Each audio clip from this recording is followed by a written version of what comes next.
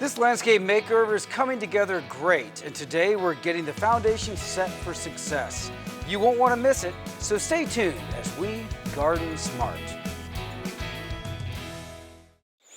These moments of beauty and relaxation are brought to you by Proven Winners Flowering Shrubs. Our goal is to leave you free to just enjoy your garden. Proven Winners Flowering Shrubs can be found at local garden centers across the country. Memphis Wood Fire Grills with our patented IntelliBurn technology and convection oven cooking. Sear a steak, roast vegetables, bake cookies, or smoke meat.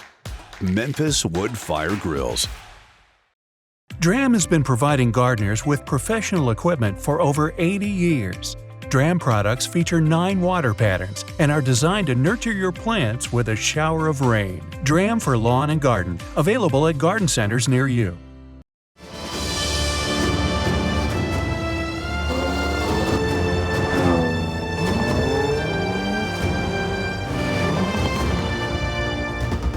The Jaguar F-Pace.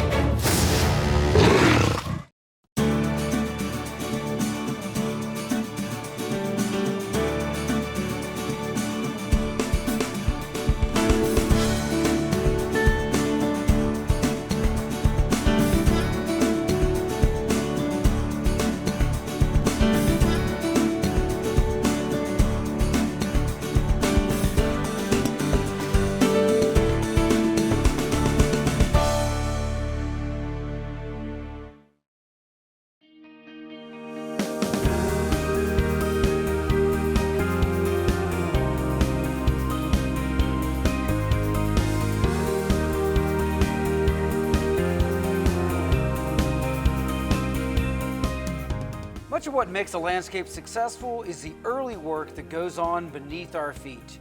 Getting the grading right allows us to ensure that the drainage is correct for the site and that the space is contoured the way we want for our finished planting to sing. For this design, we also need to install a retaining wall to level out the property and make it more usable for entertaining.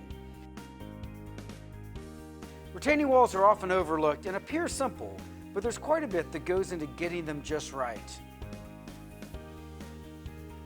While we're tackling the grading, it's also the perfect time to address any soil amendment needs to make sure that our plants will succeed for years to come.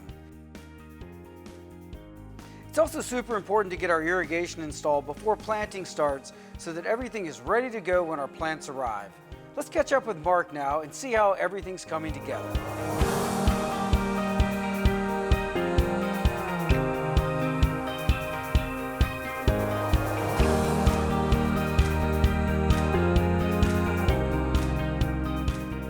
One thing that was important to the homeowner here was gaining a lot more usable space. Right. And sometimes that means leveling this yard out. It was quite a steep grade here. Yes. And you were able to recover a lot of this yard area by putting this retaining wall in. Yeah, we did. You know, it sloped down from the patio and the homeowners wanted to create more usable space. So we built the retaining wall here and then we backfilled it, you know, and raised the yard up. Yeah, and drainage was very important. So you basically have got a false drain that runs alongside this retaining wall as well. Yeah, and we put gravel behind the wall. It's amazing how big a difference that makes. Grading is so important. All of that early site work really goes to laying a solid foundation for a great garden. Exactly. You want to get the demo, you want to get the walls in before you do any of the planting. And of course, you want to wait till the end to put your sod in. I love the architectural benefits of a retaining wall as well. Just walls in general, it adds definition to the property line, and I think aesthetically they're beautiful. Now it's gotten to where a concrete block wall is actually more cost effective than using the old landscape timbers everybody used to do. And of course, the longevity is, you know, a lot longer.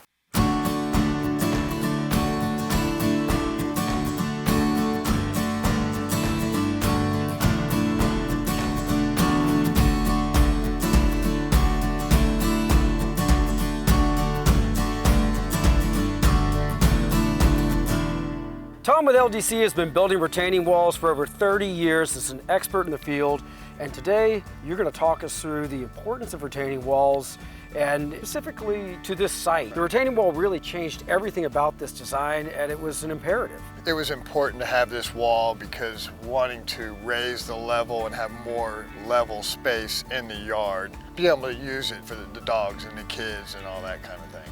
There are so many gardening projects, where terracing or walls does so much just from a standpoint of making either the land workable, making it more functional. In this case, we had a pretty severe grade, and leveling everything out all of a sudden opened up an incredible amount of additional usable space here. Right.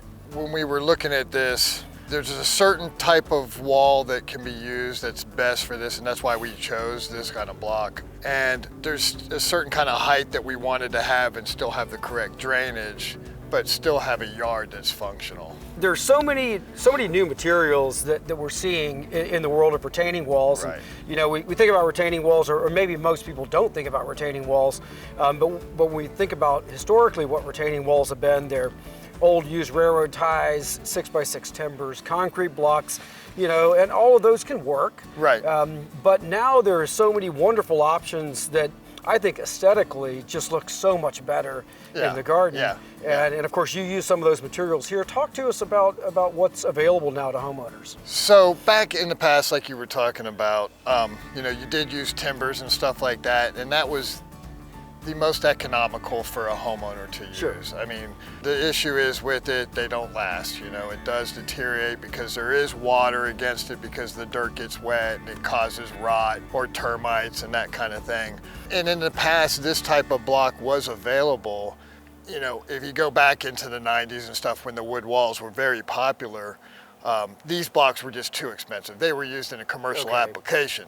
But now prices have gone different ways. Wood's gone up, this has come down a little bit, so it's much better when you can spend basically the same kind of money on this, something that's going to be sustainable for basically ever and not have problems with it. And I think they look better too as well. There's other walls that, not just this type, but there's other type of walls that you can do, where they're more involved. Concrete cinder blocks, and then you veneer rock on them, or flagstone, different kind of ways, or stucco and stuff. But these look, in a lot of cases, I think better. Right. And but they're just as durable, just as strong, and it's a better bang for your buck, really. Right, absolutely. Yeah. So these materials are widely available. Right. And for many homeowners, if you like doing your own projects, it is actually a practical job that they could do. Right. But there are things that we've got to keep in mind, to make sure that they look right. Right. And to make sure that they're safe, especially if you're going more than 3 or 4 blocks high. Right. What do we need to be keeping in mind to make sure that we do it correctly? When you're building a wall with this type of block, you can build the wall as high as you want, or as high as you need. And commercial applications will build them 10 foot, 20 foot, 30 foot, Wow. 40 foot tall. But it requires engineering and grid and all sorts of things that, Right. only the professional can do. Building it in a residential type situation like this, you can go up to 4 feet tall without doing grid and without supporting. But a lot of people think, okay, I'll just buy some block, I'll try to level it out and, move some dirt around and throw the block on. That's not the way to do it. It's going to fail if you do that. So you've got to dig a correct footer, put some rock in it, set your first course.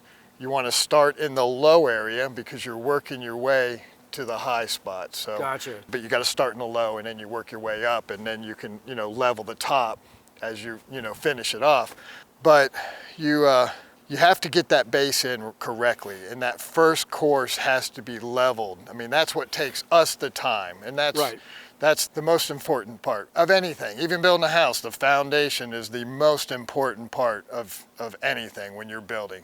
Once you get that first course leveled and everything, it becomes more simple. There's a drainage system too as well, because you're building a solid structure, and then you got water that seeps down through when it rains, or your irrigation system and stuff. So you got to have a drainage system similar to what you would have on a house basement. You always have a drain pipe at the bottom with washed stone, what we call 57 stone, so that the water, when it's hydrostatically moving towards it, it will fall down in that rock, go into the drainage pipe and exit out and not put pressure on the wall to make it fall over, you know, because that will happen if you don't do that. It's a type of French drain. Right, exactly. Yeah. Especially in this case, we've got, even with as much as this was leveled out, right, there's still a pretty steep grade from the top of the property to the back. Right. So anytime it rains, you're going to have thousands of gallons of water that basically build up pressure behind this wall. Right. And so, of course, if you don't have a way of relieving it, in time, this wall is going to fail. So that's a very important component of getting the installation correct. The bigger the slope and the longer the area that the water can move, then you do have more water. So that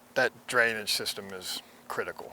So Tom, when we get the base set, which as you said, that is absolutely the most important part of the project. Right. Then we start stacking on the next layers of blocks. Right. Most of those have like a little ridge on the back of them that hold them into position. They do. Are these loose fit or using some kind of adhesive between the stones? It's loose fit. The block itself has holes in it similar to a cinder block. With this, what you do is when you start setting the courses, not only are you putting rock behind the wall, you're filling in those holes as you're coming up in lifts. Every row, every course of block, you're filling those in with rock. So that supports it and kind of ties them together, as well as the lip on the back of the block. So every time you come back, so that second block can't shift forward. And it also makes it where it steps the block back, you know, about an inch every time you come up. Each is stepping back, so it causes it to lean back a little bit so that it, you know, it's not going to tip either. Right, it just makes it stronger and it's leaning in the direction of the hydraulic pressure or the shifting of soil that's going to be above it. Right. You know, so it just makes it more stable. Yeah. The importance of the capstone too, which, you know, I've seen many homeowners do wall installations. Right. They skip that step. At least from an aesthetic and a decorative standpoint, this really ties it all in. This one is what I think it's a better looking block. They're also wedge shaped, but because of this cap that gets put on it, then you don't see that wedge shape. Those other walls kind of tend to move a little bit. Sure. You know, the earth always moves a little bit, so, but these are really supported very well. So when we're installing the cap, and you know, let's say that we've got, you know, an area with a fairly sharp bend in it, does that involve using a masonry saw to cut the angles? This wall is pretty straight. We've got some curves down there. These caps are rectangle. Depending on the shape, you've got to have a good concrete demo saw and cut angles and do a lot of measuring and figuring out with that. It can be done. It's not the easiest thing, but it's, you know, we're used to it. Yeah, absolutely. Well, and you can see the difference between someone with decades of experience that's an expert in the field. Right. It looks like the work of a you know, professional you know, mason. Right. And this came out great. I mean, it really changes the whole way that this yard is utilized, and also it's aesthetically beautiful. And I think that it is. You know, you went on both fronts there.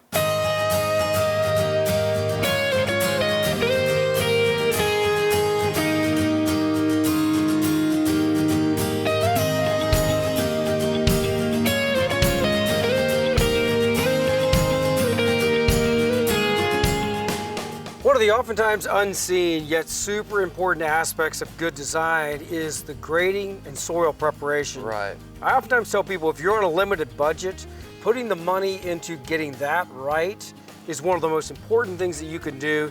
Of course, there was a lot of that kind of work that went on this site. A lot of that because, you know, we had the tree removal. Then once you had the trees removed, we had to do all the stump grinding. And then to create the usable space, we had to bring in, you know, several dump truckloads of dirt in to raise the yard up and also to backfill behind the wall.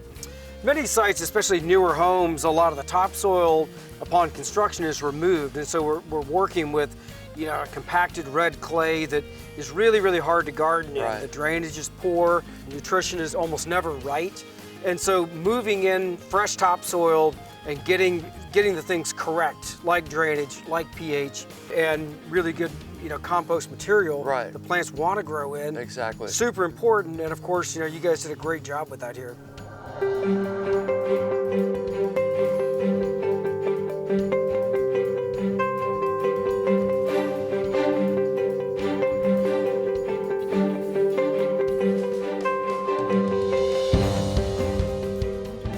Mark, one of the finishing touches to this garden that I think really came out nicely was updating these stone walls here. Right. This wall is over 20 years old.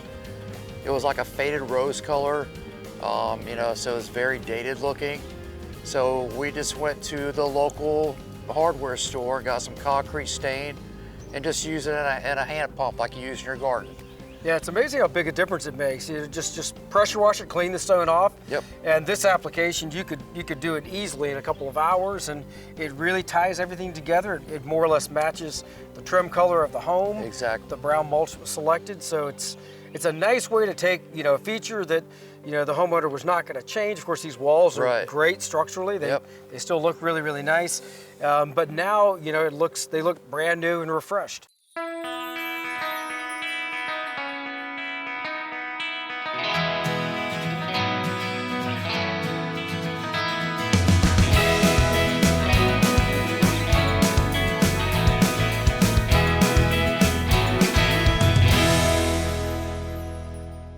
We're joined today by Chris, who's the Regional Sales Manager for Orbit Irrigation. And today we're talking about irrigation, which I think is one of the most important aspects of any successful gardening project.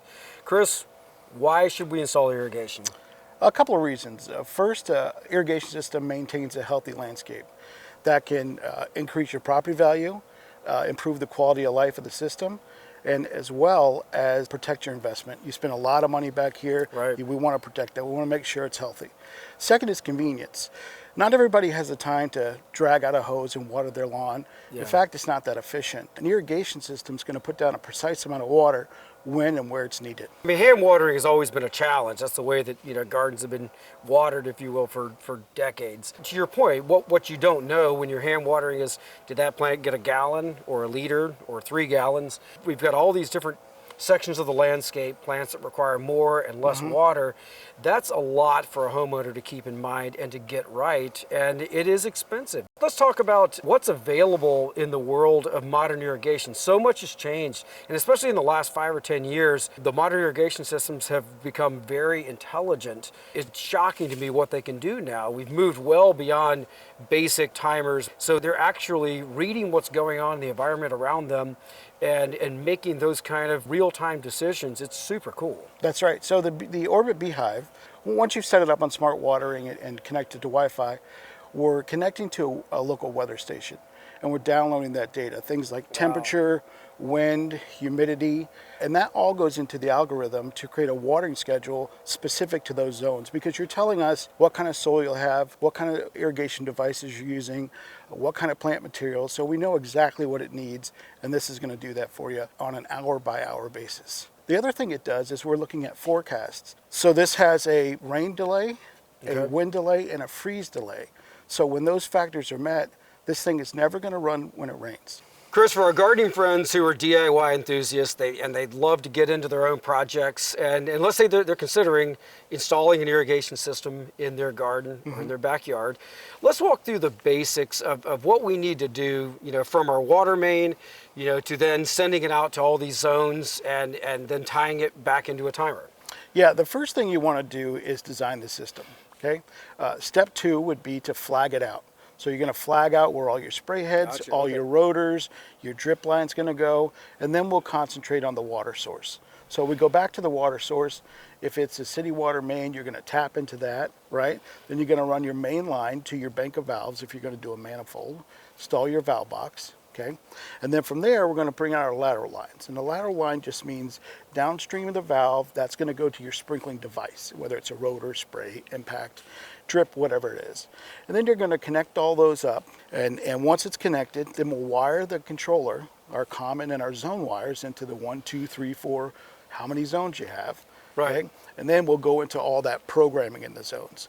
But those are the basics, the cliff notes, if you would, of how you start doing an irrigation. And so effectively what we've got is a bank of 24-volt solenoids. So these are low voltage electronic valves that the brain over here is going to tell them when to open, when to close.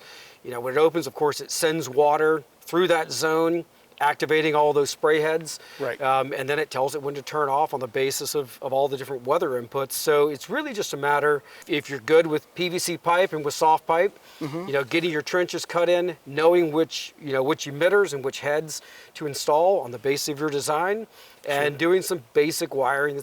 It's not an impractical installation for the above average DIY folks, and It's really not. It's very rewarding. Yeah, and Orbit makes it easy with our series of push fit fittings. So PVC lock and blue lock are fittings that require no glue or primer. Wow. You simply just press them together for a secure, long connection. So these are going to last a long time, and we can do it at the head with our 1/2-inch blue lock, where you're going to put a little street L, connect your swing pipe, right? It's all pushes together. We can take you from main line all the way to your last sprinkler head without a drop of glue. It keeps all those blue stains off my hands. It sure does. It's almost foolproof, I would say. It's super easy. You just push it until you feel it seat, and that's it. Inside the valve manifold box, you'll see is the PVC manifold fittings. So those just slide together, and then our push fit valves slide right in. On the other side, your PVC slides right into the valve, and then you're just going to run it along that trench you dug to your sprinklers, and then come out with your swing pipe to your heads. So pretty simple. There you go. All right, let's go build a system, Chris. Let's do it.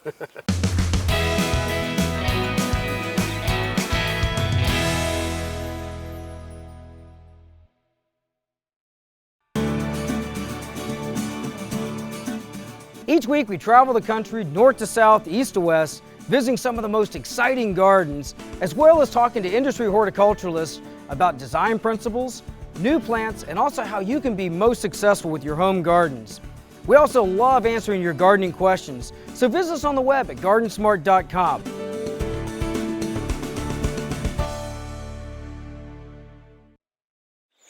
These moments of beauty and relaxation are brought to you by Proven Winners Flowering Shrubs. Our goal is to leave you free to just enjoy your garden. Proven Winners Flowering Shrubs can be found at local garden centers across the country. Memphis Wood Fire Grills with our patented IntelliBurn technology and convection oven cooking. Sear a steak, roast vegetables, bake cookies, or smoke meat. Memphis Wood Fire Grills. Dram has been providing gardeners with professional equipment for over 80 years. Dram products feature 9 water patterns and are designed to nurture your plants with a shower of rain. Dram for lawn and garden, available at garden centers near you.